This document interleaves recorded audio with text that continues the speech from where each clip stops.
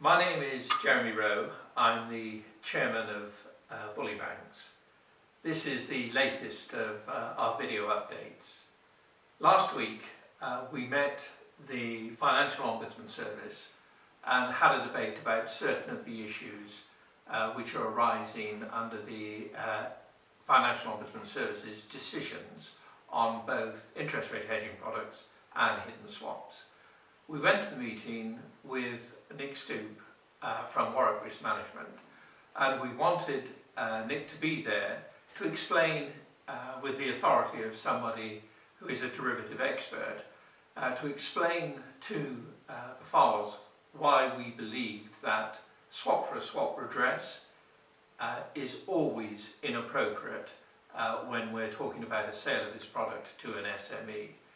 The explanation which Nick gave to the FARs, which was very well received and was a very good presentation, was such that I thought it would be helpful if I discussed with Nick the content, the principal content of the presentation, and we videoed it and allowed members to see and hear part of the presentation.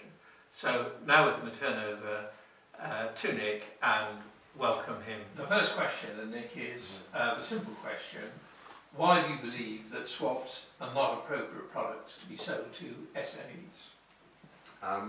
The answer to that is to do with the risks of the product. Swaps and collars are complex financial derivatives which impose significant risks on the purchaser. In order for the sale to make sense from a compliance point of view, the purchaser must, one, be able to understand the risks he's getting into, two, must be able to measure those risks on a regular basis, and three, must be able to control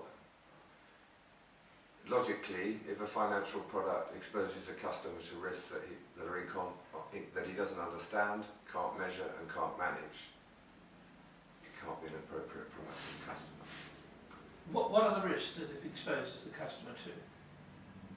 Swaps and collars include a long-term liability. The customer has essentially insured the bank against falling interest rates over the long term.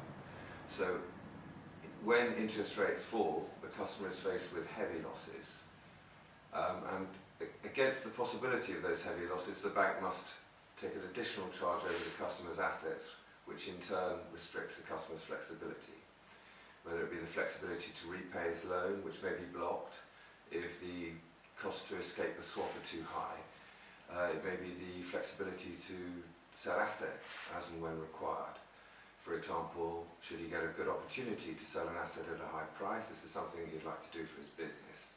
Alternatively, it could be a personal event in the life of one of the directors of the company, maybe a marriage, an illness, or a child going to university. The need for flexibility is probably greater for a small company than it is for a big company. So the loss of flexibility is therefore more of a problem for a small company. Right, and that's the major risk. If we talk about the small business being able to monitor, what do you mean there?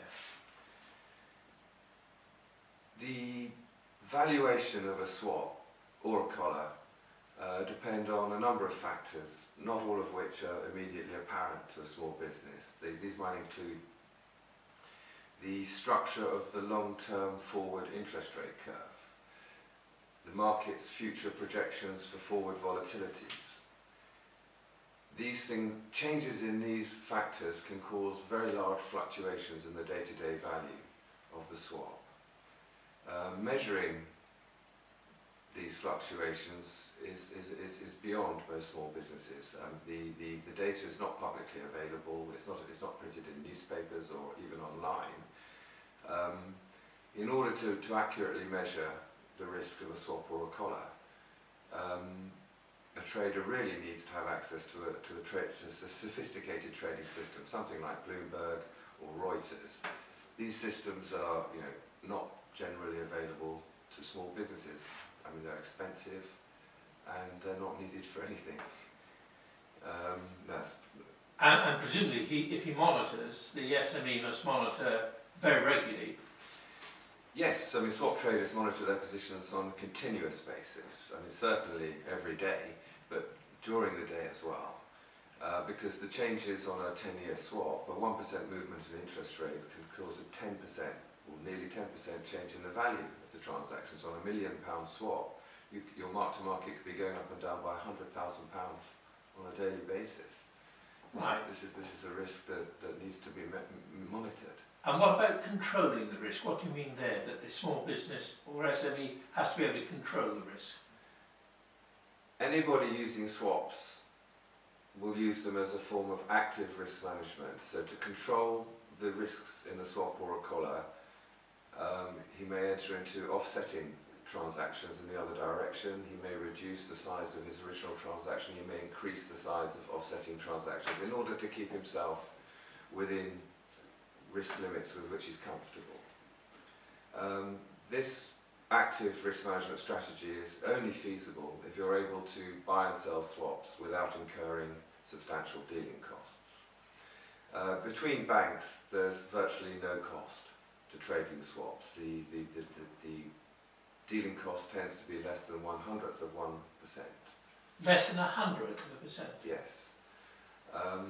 Whereas the dealing costs faced by a small business will be substantially higher, up to 0.5% per annum on the transaction. So on a 10-year transaction, the cost of dealing could be between 4 and 4.5%, £40,000 to £45,000 in the case of a £1 million swap. These very high dealing costs make it unfeasible to use swaps as an instrument of active risk management.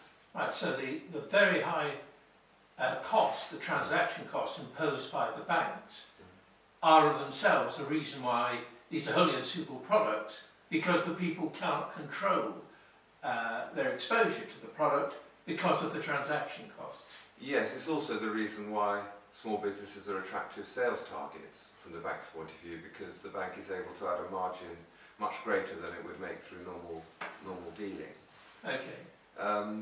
But the fact that the small business is paying so much for the transaction is an indication that it's not an appropriate transaction, because A, it shows that he doesn't understand it, B, that he can't measure it, and C, it's proof that he can't control it because he's unable to use swaps to manage the risk. Okay, so we have a clear statement that in order to be appropriate, the SME must be able to understand the risks, to monitor them and to control them, and he can't. So the deduction from that is that a swap is always an inappropriate product for an SME. It's always an inappropriate product for a company that doesn't understand the risks, is unable to measure them, and is unable to control them. Right. That is the case with most of the companies in the review, if not all of them. Right. So that's why one would argue that a swap for a swap as a redress within the FCA scheme is inappropriate. If the swap is an inappropriate product, yes. Yes. Why is a cap an appropriate product? A cap is an appropriate product for a small business because it's transparent and it's simple and it's risk-free. For the payment of a single premium, normally at the beginning, the borrower can obtain long-term protection when interest rates rise, but will still have the full benefit of low interest rates when they're low like they are today. And because there's no risk involved in a cap, there's no loss of flexibility. Right. And you've made the point to me before in conversation that in fact a cap is a better product for the bank, from the bank standpoint.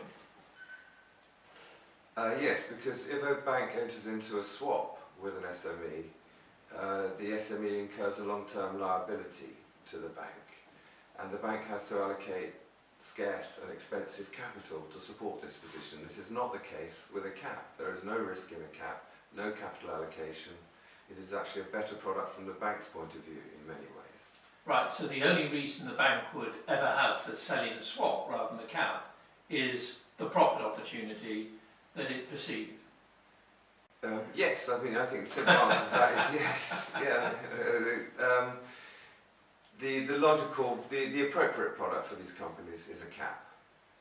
The temptation for the salesman is to sell a more complex product like a swap or a collar or a structured collar or a callable swap or a knock-in digital floor, because these products are very high margin from the bank's point of view. So the salesman will earn himself a better bonus by selling that product. One of the things you said at our meeting with FOS was that it was an indication of the inappropriateness of the swap, that the added value which the banks put onto the cost of the swap more than covered the cost of a cap. Could you explain that? Yeah, well, the cost of a swap to the customer is not it's not immediately visible. He doesn't actually make an upfront payment for the swap, but what he does do is he agrees to make a series of future payments which are expected to yield a significant profit. Actually, no, the way you express that is very interesting. What you're saying is that the swap, at the time it is sold, there is no immediate liability, but it is anticipated that it will produce a series of payments to the bank in the future. Yes, yes. I mean, that's how the swap is valued, according to the expected future payments over the life of a swap. So while there may not be a payment on day one of the swap, the value of the transaction depends on the expected future payments. Reflects where the market thinks the future interest rates are going to be. Right. If a counterparty pays 0.5% higher than the market rate, then the bank is anticipating on average that the bank will receive 0.5% per annum from the client as profit under the transaction. Now this 0.5% per annum over 10 years could be equivalent to 5%, 4.5% up front, and this is how the bank books its profit on the transaction. Right, so if you've got £1 million transaction, it books 4.5%, £45,000, £50,000 up front. That's typical of the swaps that we've seen in the Right, so that value which the bank has obtained to the transaction may well be more than it would cost the SME to purchase a cap to cover the liability. Oh, for sure. In 2007, a cap at 7%. Say September 2007, capping your interest at a rate of 7% would have cost something in the region of £5,000 per million covered. So £50,000 on a swap is vastly more expensive. Right. And so the bank is actually putting the SME into a position where it's paying to assume a liability a multiple of what it would have paid to buy insurance in the marketplace at that time. It's often the case that the built-in profit on the swap would have been more than enough to buy an appropriate cap. Right. Okay, thanks very much indeed. My pleasure. I hope that you found that conversation of value. Nick has put into very clear terms why a swap is an inappropriate product for every SME within the FCA redress scheme. It is an inappropriate product, it's quite clear, and the reasons why it is inappropriate go beyond the term, market conditions, the particular strike rate. They go to the heart of the product. It is always inappropriate for an SME, and that is why it is entirely wrong for it ever to be part of the redress which is provided to an SME who has been missold this product, redress provided under the FCA redress scheme or by the FOS. It is always wholly inappropriate for there to be a swap for a swap. Thank you.